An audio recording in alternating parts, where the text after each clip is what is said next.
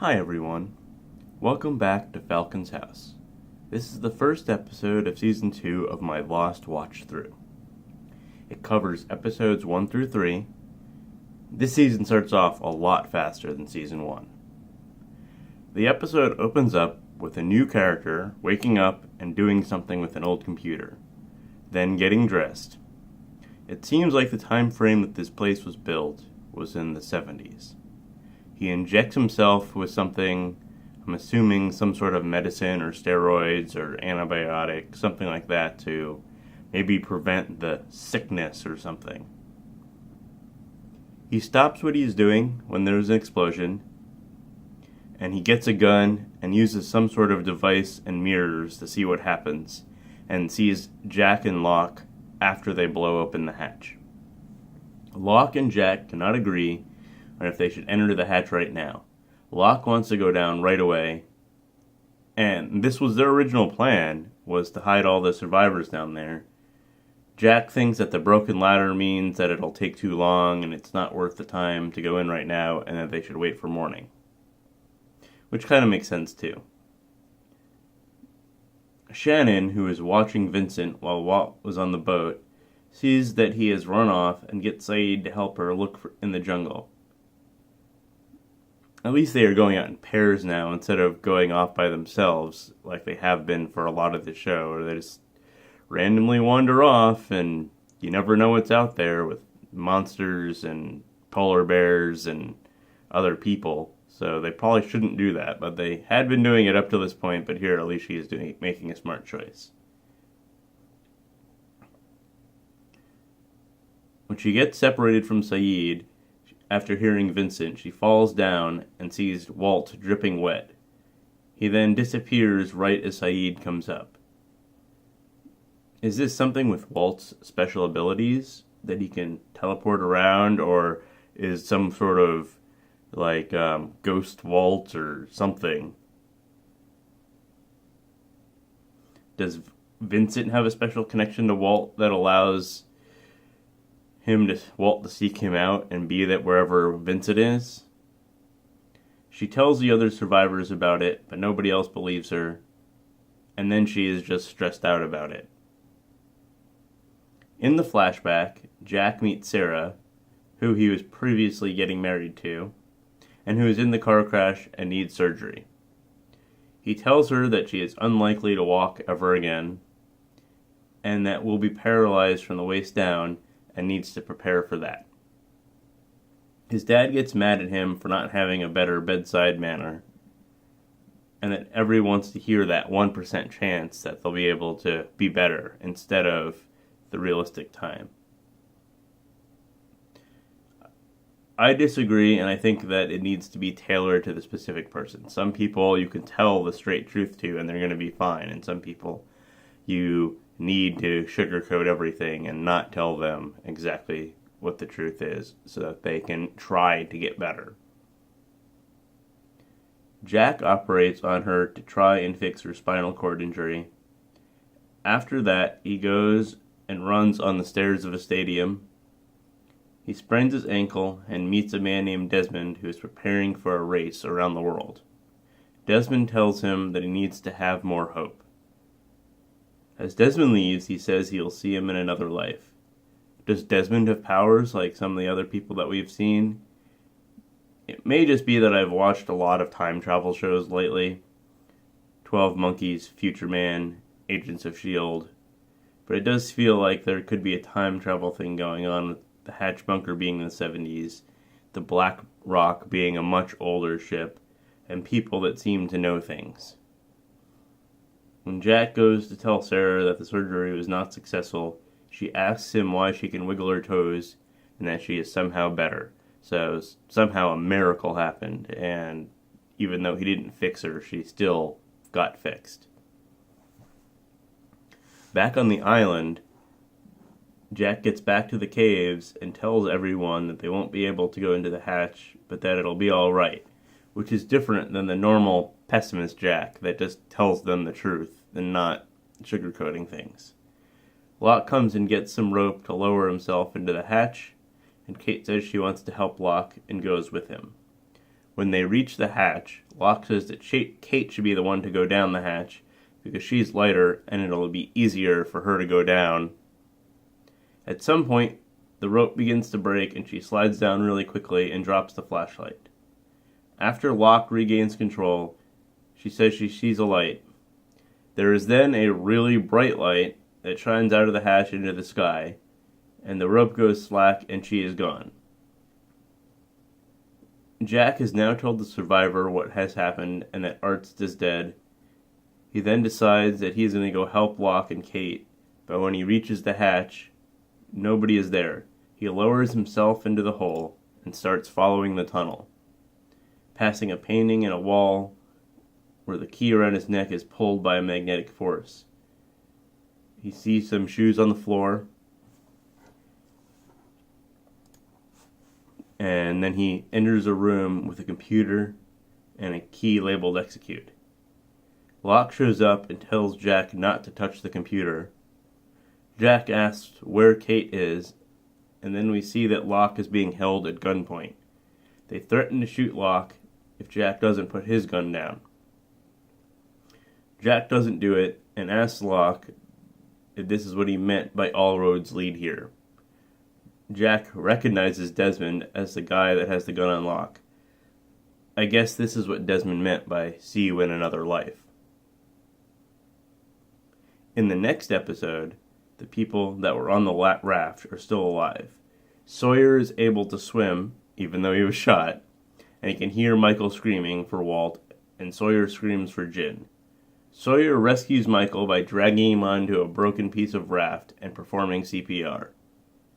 Michael wakes up and gets mad at Sawyer for wanting to fire the flare and causing the others to show up and take Walt.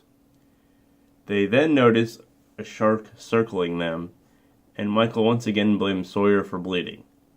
I really don't like Michael. He complains a lot, blames everybody else for problems, and doesn't apologize when he makes mistakes. He also is very impulsive and just kind of does things and then has to deal with the consequences.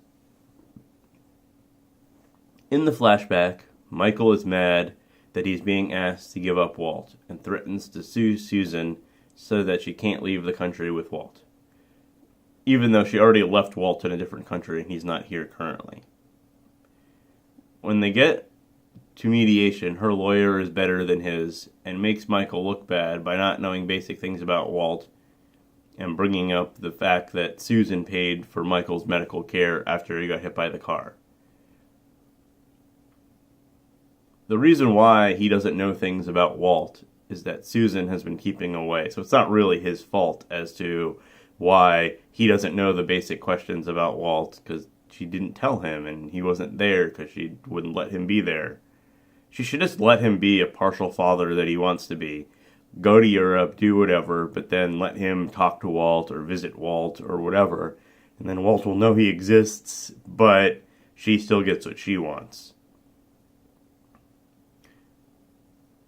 She doesn't do this, though, and she's able to convince Michael to give up because it is in Walt's best interest to be with her, because she can provide for him better, and he doesn't really have a job or a place to live. We now get Locke's perspective of what happened during the hatch entering. He has entered the hatch and removed his shoes so that he will be quieter.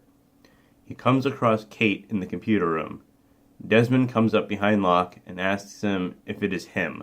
Locke says yes, but he is not able to answer Desmond's questions, so Desmond wants him tied up. He is able to convince Desmond to tie up Kate because she's a criminal.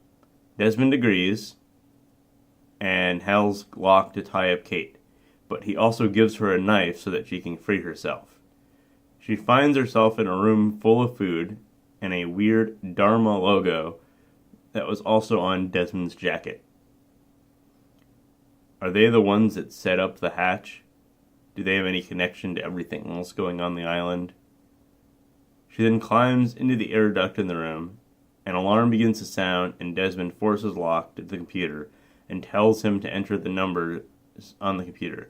These are the same numbers that we have seen before: 4, 8, 15, 16, 23, 42. After he enters the numbers, a timer resets to 108. which is the sum of all those numbers. Desmond hears Jack entering the hatch, and the events line up with what happened previously. Back on the raft, Sawyer and Michael continue to argue, and then briefly go on separate rafts, and then after one raft starts to break apart, they see one of the pontoons for the bigger raft, and Sawyer gives Michael the gun and tells him to shoot the shark if it goes after him. When they see the shark circling, and the tail has a Dharma logo on it. Why does the shark have a logo? It then goes after Sawyer as he swims across, and Michael shoots it. Once Michael is on the pontoon as well, he blames himself for Walt getting captured because he's the one that brought him on the raft. Finally, he takes some responsibility. They then realize that they are near the shore and make it back, and soon see Jin running towards them, shouting others. We then see some other people. I am not convinced that these are the others that we've seen before, or that took Walt, or whatever. The next episode is the last one in this group of episodes, since we are going with groups of 3 episodes for Season 2. With one exception that we'll get to later on to fill out the number of things before we do our next podcast. Jack and Desmond are still on a standoff with guns. Kate, who almost got shot by the previous bullet that Desmond fired, goes back down the air duct into a room where there is an armory. There are tons of guns in here, probably more than any single person would need, and maybe they can actually arm themselves against the others. She grabs a gun and is able to attack Desmond, but a bullet goes through the computer, which causes Desmond to panic, and that everyone will die because now they can't use the computer. Kate goes to find Saeed because he's good with electronics, and finds the front door to the bunker. In the flashback, Locke is attending a support group because he is mad about what his father did. He yells at the group that their problems are petty, and that he gives up a kidney for a man who conned him, so people complaining that they lost $30 to a con doesn't really matter. After that, he started talking to a woman in the group, Helen, who likes bald men, and they sleep together. She wakes up to find him leaving, and he says that he doesn't like sleeping in strange beds. He goes in his car and follows his dad. His dad approaches him and tells him that it's creepy and to stop because he isn't wanted, which is probably not the best thing to say to somebody that you conned and who is mad that you disappeared. There's probably a better way that his dad could have handled it to make him go away, but not have to be mean about it. After Locke and Helen have been dating for 6 months, Helen gives him a key to her house and tells him to stop following his father. But she catches him still doing it, and that he needs to move past it and move forward with her, to take a leap of faith. Back in the bunker, Desmond tells them that his boat's race around the world ended when he crashed on the islands 3 years earlier and was found by a man who needed his help to enter the code every 108 minutes. Desmond says that the world will end if the button is not pressed. This seems unlikely to me, along with Jack, who thinks that this is an experiment to see how long they can go to get someone to type in the code regularly. He tells Jack and Locke to watch a film that is hidden in a book and that it is an orientation guide for the hatch. In the film, Dr. Marvin Campbell explains that this is the 3rd station of 6 different fields, some of which explain that polar bears and sharks and possibly the others are interested in Walt, and maybe some of them are the Dharma people. This location is an electromagnetic research station called the Swan. They need to enter a code every 108 minutes because there was an incident, and then this is helping to prevent something. Jack doesn't agree with the film, but Locke does. Desmond tries to fix the computer, but makes it worse, and starts packing things and leaves. Jack chases after Desmond, who recognizes him from the stadium, and asks about the operation, and Jack says he married her, but that they are no longer married. Desmond tells Jack the numbers. Saeed is able to repair the computer, and Locke starts to enter the code, but he gets the last number wrong with a 32 instead of a 42. Jack returns and tells him that it is 42 and that Desmond told him the code. Locke wants Jack to hit execute, to take the leap of faith with him, rather than saying it doesn't matter. They argue, and Jack refuses, about the power of belief. Jack says, why is it so easy for him to believe? And Locke says that it wasn't easy, but that Jack needs to make a leap of faith. With 1 second left, Jack hits execute, and the timer resets. I think that Jack was being stupid here. Even if he believes that nothing will happen, there's no harm in just doing what it wants. Why take the risk blindly when you don't know what will happen if you don't do it? And hitting a button can't make things worse than what they already are. Which I guess is what he ends up deciding to do, but he waits until there's 1 second left to do it. We are back on the beach with Michael and Sawyer.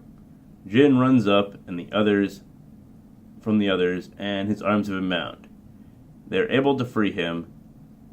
Jin says that the people who captured him are the others, that then the three are knocked out by one of the people, and they are thrown into a pit with a trap door that is covered in leaves, so it is hidden. Sawyer tries to climb out, but is stabbed in the arm. Later, another person is added to the hole, and she says that she's also a survivor of Flight 815. From the tail section, she is the woman that Jack was drinking with before the flight in the previously seen flashbacks. Sawyer tells her he has a gun and that he plans to shoot them when they show up. She grabs it and calls for them to open the pit. She was a plant to help root them out when find out what they were up to. That's it for this set of episodes. Please like, subscribe, and share. I would like to get to 100 subs by the end of this series, and if I can do that, I will allow the viewers to vote on the next show that I will do.